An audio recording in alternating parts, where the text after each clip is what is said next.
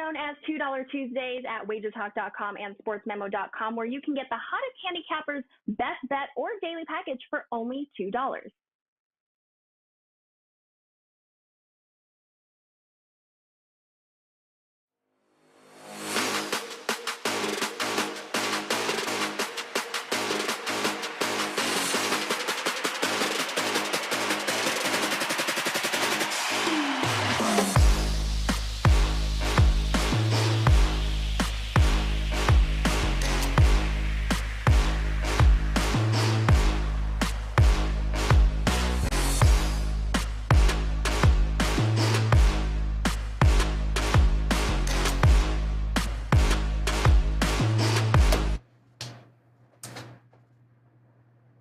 Hey guys, welcome in at a very happy, Tuesday now, right? Wow. December the 13th, as a couple of more weeks here before the end of the year. Plenty of college basketball in store for us from now until 2023. We've got an abbreviated slate of games here tonight. Some intriguing matchups, to say the least. We're going to break down a few of these games for you, and we're going to do it, of course, with three of the finest at WagerTalk.com. As we welcome back in Mr. Ralph Michaels, the pen in the house. Look, it's a nope. Nope, it's the same old damn pen. Steve Merril in the house as well, 2 R's, 1 L, as well as Mr. Dave Cokin. Gentlemen, welcome in. And Ralph, it's getting good. I know we've got just around the corner. Bowl season, I believe, starts Friday for the most part. Last opportunity to hop on board with both you and Dave Cokin here for this bowl season. Take advantage of it while you can, to say the least. Yeah, Dave and I talked last week about waiting maybe a little later for some of the opt-outs and see what happens. I know Dave's already loaded in at least one play. I already put up my first play, more coming the next few days. So make sure you jump in now. Don't wait till Friday or Saturday when the first couple of bowl games get played, because you want to grab the games at the lines we're releasing. Head to Dave's page or my page, and instead of paying $149 for each bowl capper, you get both of us for $199. And I want to remind you, if you haven't headed to my homepage to download the free Wager Talk Bowl Guide, please do so. A lot of great info. All right, great stuff there. And Steve Merril, talk to me here coming out of this weekend here, an abbreviated slate last night. Some NBA action, though. What do you got locked and loaded as we head into this week? It's funny, Joe. I keep thinking I need something, and Ralph always holds up the pins. He said the 2 R's, 1 L. I think that's my new go-to. And, of course, Joe Ranieri's idol in life was Chuck Woolery from The Dating Game. We'll be back in 2 and 2. That was one of the best things ever on TV. So, and isn't it appropriate that we're talking about 2? Because Mr. Dave Cokin, Mr. Ralph Michaels has that 2-for-1 bowl special, and I had to get in on the 2 first. So it's $2 Tuesday. I've got a $2 best bet. I am the Tuesday $2 capper. But there's a twist. It's a Saturday college football bowl game. So I also have a college basketball best bet, which is going up right now. So we do have college hoops tonight. We're going to talk some here on the show as well, but don't miss out on that tremendous value. It's my first 5%er college football, #1 in sides this year at WagerTalk.com. This is the strongest play I've seen. It goes this weekend in the bowls. It's normally $35, but if you get it today, it's just $2 because it's $2 Tuesday for Steve Merril, WagerTalk.com. Yeah, I love Chuck, but he was no, what was the guy from the Newlywed Game? That guy might have just been Newhart. Eubanks, thank you, Dave. Yeah, by Bob far. Newhart. Yeah, Eubanks. not Bob. Newhart was great too, though. Bob Eubanks, by far the greatest of all time. There, Dave. What do you got going on? I know you've already you've got the bowl game. Some of them lined up already. The package ends rather quickly here with you and Ralph. The ability to hop on board. You guys have been crushing it. You can get that at your page right now, WagerTalk.com. Is there anything else up and available for us tonight? No, only one college basketball game, which is all access. And that might be it tonight. It's a short card for me. Everything's going pretty well right now. So look to keep it going through the end of the season, through the end of the calendar year. Time to cash those tickets before 2023, guys. We're going to break down game #1 here tonight. A lot of people interested in this one as Alabama taking on Memphis here. Alabama, big win recently there against Houston, laying 7.5 now against Memphis. Total is 152, 9 o'clock Eastern time tip here. So I don't know, Ralph, something tells me you got something in the database that tells me what teams after beating somebody like number one Houston, the next game. What are you looking at here? Yeah, and I was shocked. Teams are 59% after beating a number one. And remember, Alabama beat a number one a few weeks ago with North Carolina in a 4 overtime game. They failed to cover against South Dakota State. I think they were a 19-point favorite, and they won by 13. You know, we now know North Carolina really wasn't the true number one, but they were the AP number one at the time. This situation is going to keep me off the game. Memphis, you know, after a couple ugly games early in the year, got things going. You know, the win against Mississippi at home was a good win. The win at Auburn, the neutral game last Saturday, was a very good win. And let's remember, Memphis is now picking up a very good player. You know, he's not an SEC. Well, we'll see if he is an SEC paper. But the Merril Franklin, who was UIC's best player, he plays point guard. He plays the number 2 guard. He plays small forward. 18.7 rebounds, 2.5 assists for the Flames last year. This is the first game he just became eligible, so he will boost Memphis depth. I'm going to call for an under in this game. Memphis likes to press the pace. We know Alabama likes to press the pace. But Memphis has played some solid D. Alabama's number 7 in effective field goal percentage. So I am going to call for the situation and lean with the under in this matchup. All right, leaning towards the under here, Memphis and Alabama. Dave, how impressed were you with the win against Houston, and can they roll that over into another win here against Memphis? Yeah, I think they'll win, but I've got it real close. I make the number shorter than it is. I like this Memphis team. And the situation clearly favors Memphis. There is revenge from last season for Alabama, but that was last season. Bama coming off the win against number 1. They've got Gonzaga up next. I'm not saying it's a dead spot, but it's not a great spot. And Memphis is good enough to hang in anyway. So you take what I think is somewhat inflated number and then add in the situation. Give me the dog. I like Memphis here. All right, leaning towards Memphis in this one. How about it, Merril? Are you convinced that Alabama can keep it rolling, or are you hesitant here? Well, Dave brings up a great point about what we call a sandwich spot. You're coming off a huge win at Houston, you know, and Ralph and I both talked about that game here Friday. We were saying we were leaning towards Houston. And I think, Ralph, you know, you said you made it 7.5. I said the look-ahead line, at least at DraftKings, was 9.5. It got down to 8.5 on Saturday. I did have it as a play for my clients. I thought it was a great matchup, slow-down half-court defensive team against a Bama team that relies heavily on the 3 and also likes to play faster. And, you know, I was feeling pretty good about it in the second half when what was Houston up by 14, I believe. And not only did they blow that lead, but they lost the game outright. And, you know, what's interesting is they did total 136, which got over that stayed under the 139. Of course, Houston plays really slow, but that under was a little misleading because Alabama missed 12 free throws. Houston missed 10. So combined, the teams missed 22 free throws on Saturday evening, and they still went under by just 3 points. They also hit 10 out of 36 from 3.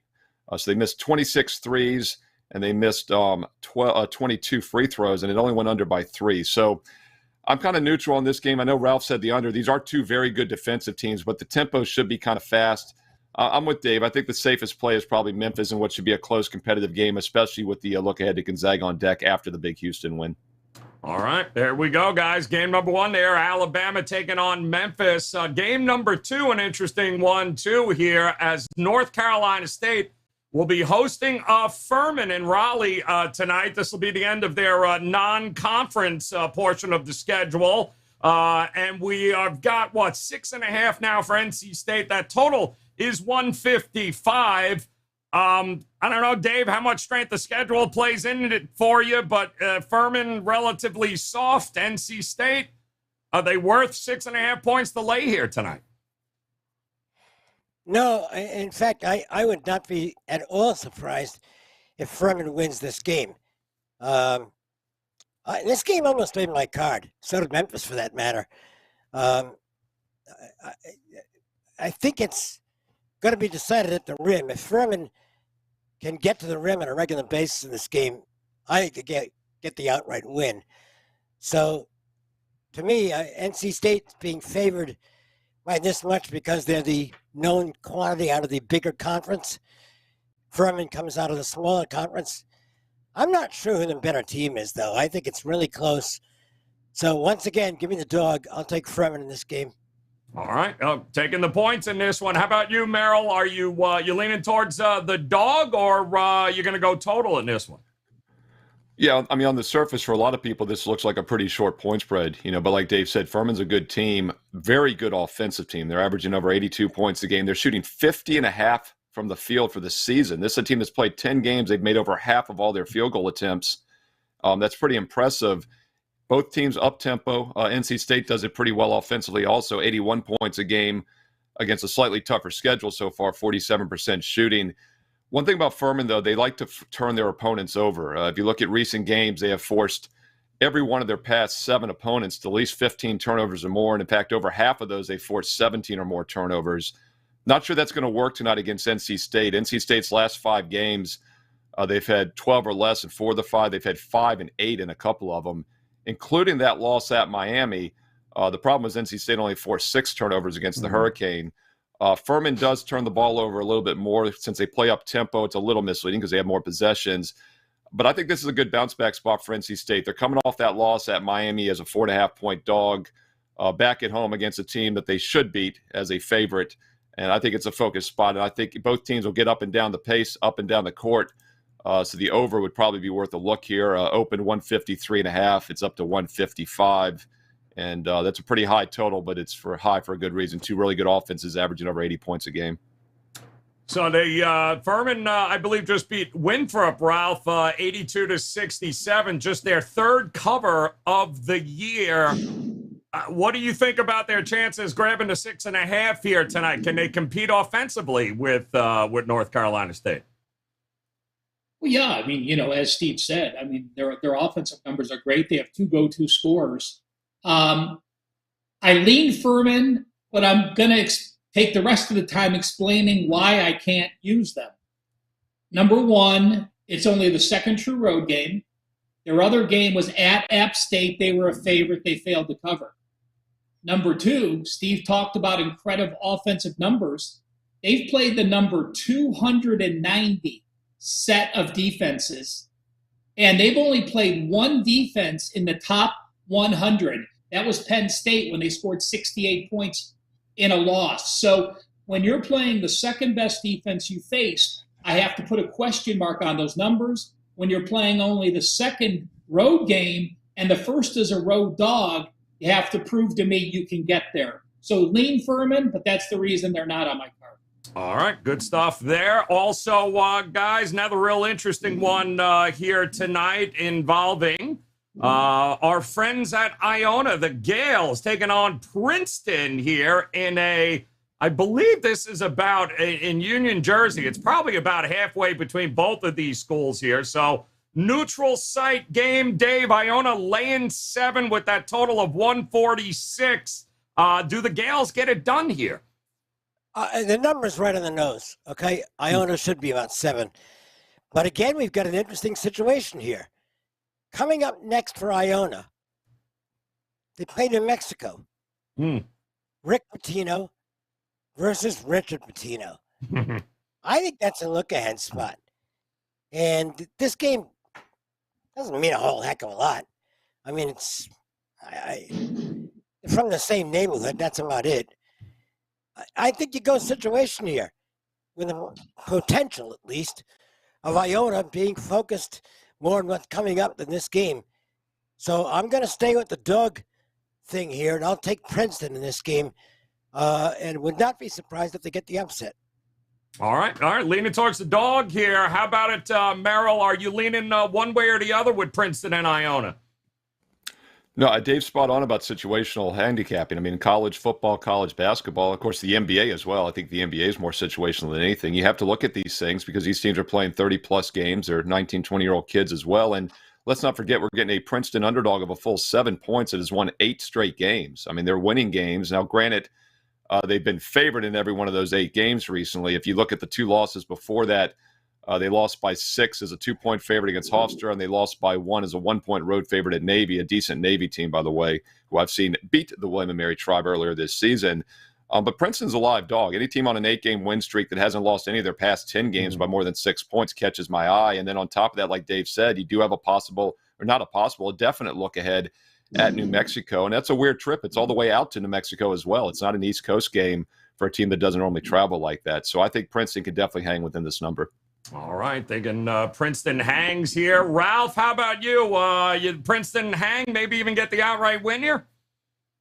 Yeah, I do want to mention, though, Steve talked about the win streak. Princeton is 3-5 ATS on the season, while Iona is 6-2 ATS. So the team on the win streak doesn't always mean, they're playing better against the spread. You look at Princeton's schedule, number 332, one of the weakest. There's only 363 Division I teams.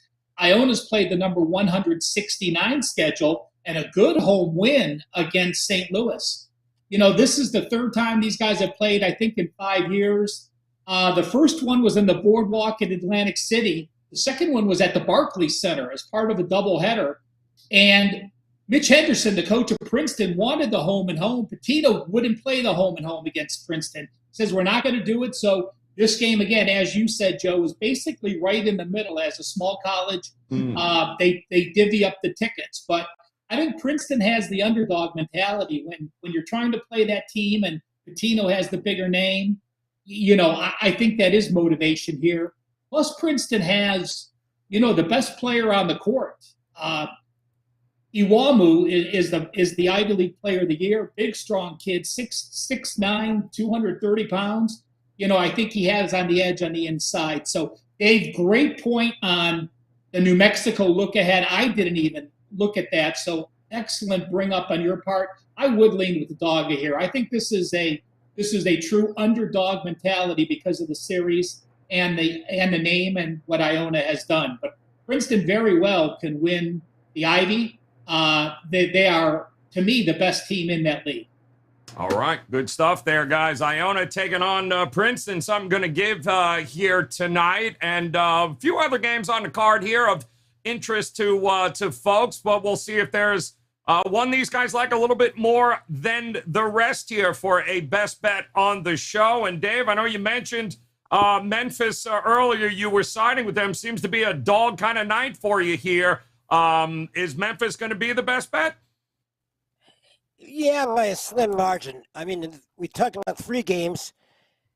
I like Memphis plus the points. I like Furman with the points. I like Princeton with the points. I don't know that I'm betting any of the 3.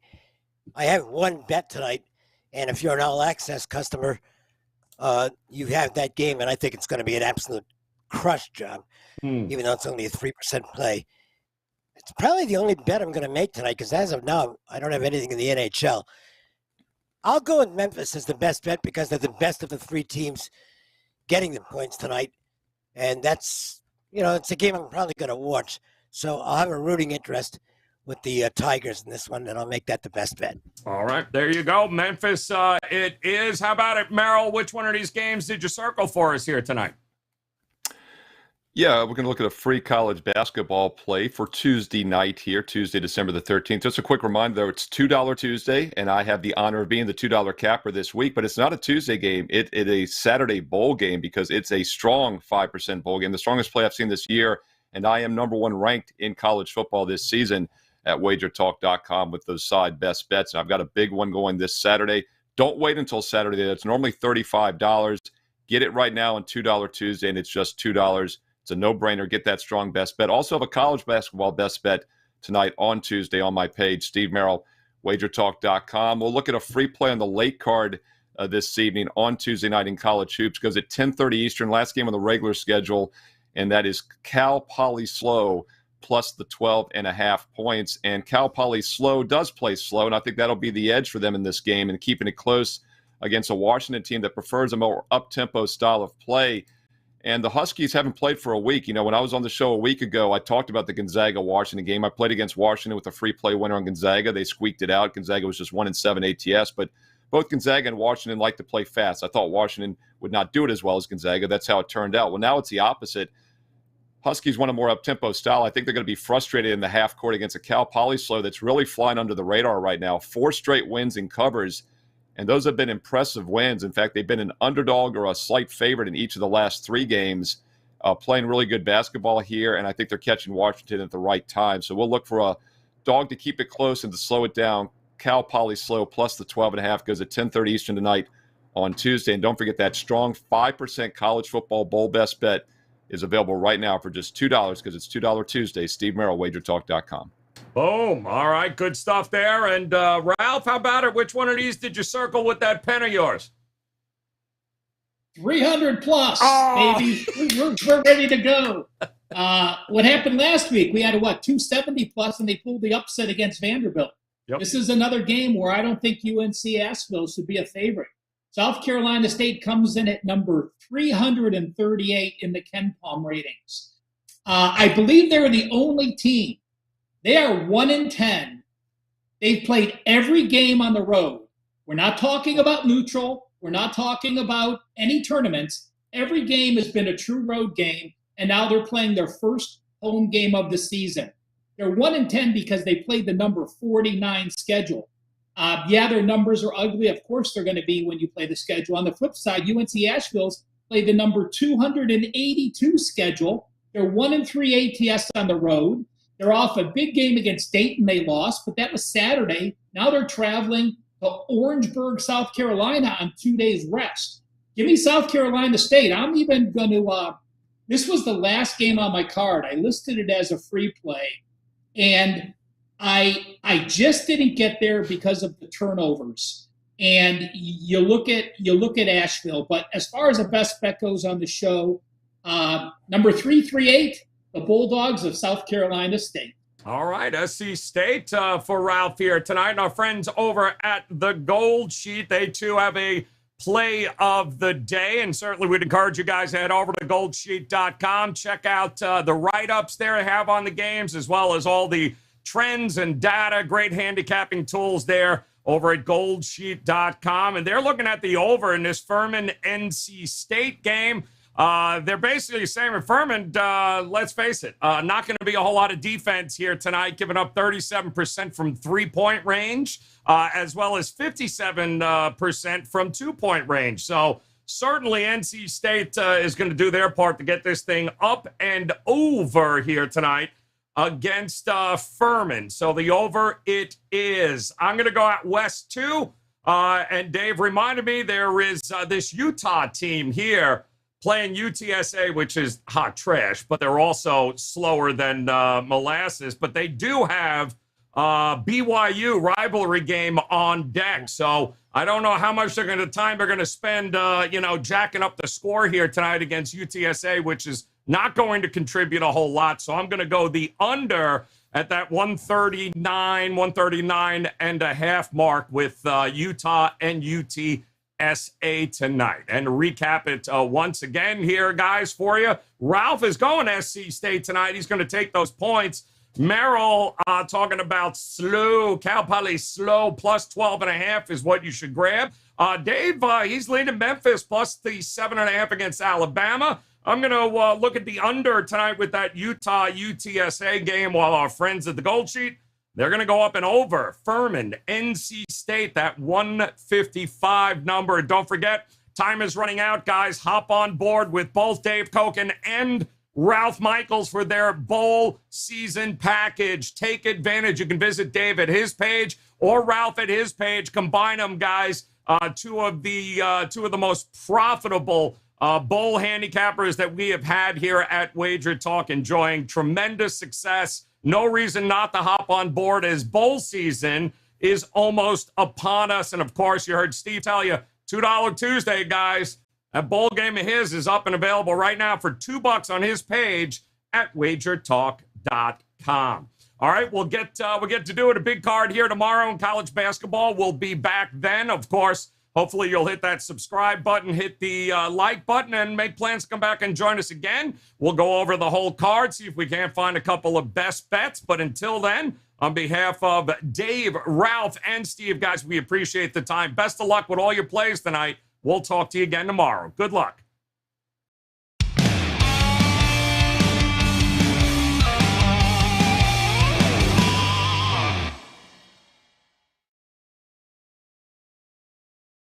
Do you want to bet this college football bowl season alongside Dave Cokin and Ralph Michaels? Well, we have you covered.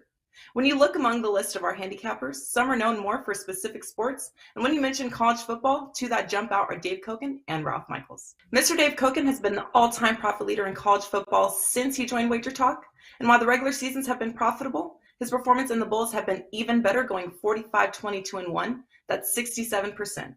Ralph Michaels was a previous general manager of Phil Steele Publications, voting on all significant college football awards, including the Heisman Trophy, before joining WagerTalk.